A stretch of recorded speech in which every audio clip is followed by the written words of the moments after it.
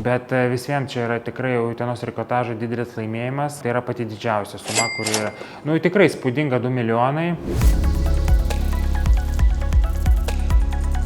Čia ne įmonės dydė yra svarba, o svarba yra tame, kad jie turėjo registruotą prekės ženklą ankstesnį negu About You. Bet tai yra investicija, tai nėra taip, kad išmesti pinigai dėl kažkokio formalaus popieriuko. Ne, tai prekių ženklas tai yra tavo skydas, kuris tave gina nuo konkurentų ir tuo pačiu metu tavo ginklas, kurį tos konkurentus gali ir nužudyti arba nugalėti, jeigu jie tavo prekių ženklą naudoja neteisėtai. Labai teisinga pastaba, kad jeigu tu neapsaugai savo prekių ženklo, tu esi pažeidžiamas. Tai aišku, galima galvoti ir manau, kad daugelis žmonių, ne vien tik lietuvių, galvoja, kitam atsitiks, tik ne man. Bet labai dažnai atsitinka tau ir kadangi mes dirbam šitoj srity, tai mes tiesiog kasdieną matome, kad ateina pas mūsų klientai ir sako, kad jų ženklas buvo liaudiškai kalbant pavogtas.